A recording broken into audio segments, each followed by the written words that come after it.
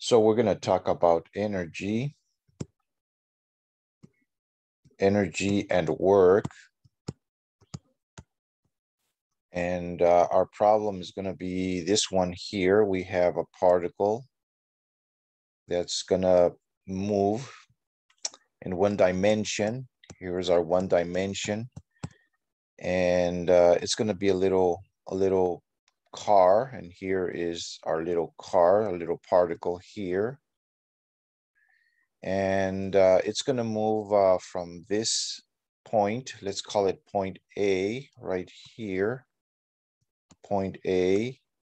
And it's going to move all along. And it's going to land over here. Well, it's going to get over here to point B. And here is point B right here. Let's do it in the same color. So we have point B.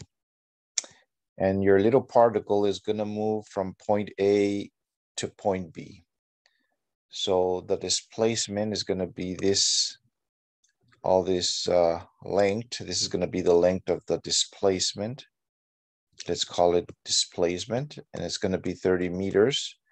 And it's coming from some other point over here. When it passes through the first point, through A, the initial velocity is going to be 25 meters per second, 25 meters per second. And then it continues on its path, and it's going to pass through point B with a final velocity of 50 meters per second. So what happened here? So there has been some acceleration. Remember that the force is going to be equal to the mass times the acceleration from the second law of Newton. So there is some force present, and we have to calculate the force that was necessary to take this particle from a velocity of 25 meters per second to a velocity of 50 meters per second. So let's calculate that, that force. And we also have a mass here of this particle. This car has a mass of 1,500 kilograms. So we can use our definition of work. Work is going to be delta K, and work is going to be 1/2 of the mass, final velocity to the square, minus 1/2 of the mass, initial velocity to the square. But also work is the force times the displacement. And that's going to be equal to 1/2 of the mass, final velocity to the square, minus 1/2 of the mass, initial velocity to the square. So we can divide by delta x both sides of your equation. And you can cancel this one with this one. So you got your formula for the force, and you can factorize 1/2m. And you got final velocity to the square minus initial velocity to the square. And this is going to be over delta x. So it's going to be 1/2 of the mass, and the mass is going to be 1,500 kilograms. And then you have your final velocity, which is going to be 50 meters per second. And then you got to square this, minus 25 meters per second. And then you got to square this. You got to square this.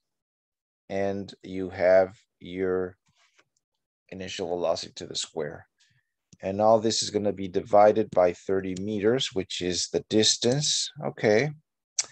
So you can calculate the force over here, and it's going to be, okay, if you divide this by 2, this is going to be 0.75 times 10 to the third power kilograms.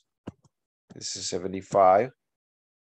And this is going to be 2,500 meters square over second square minus 625 meters square over second square.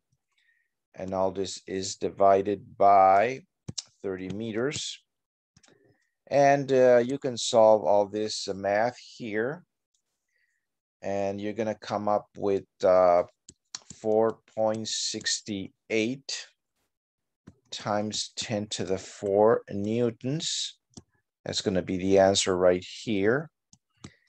And that's going to give you the force necessary to take this particle from 25 meters per second to 50 meters per second. And to solve this problem, you have used energy and work considerations right here. And there you go. You have another problem solved. And okay, thank you very much. See you next time.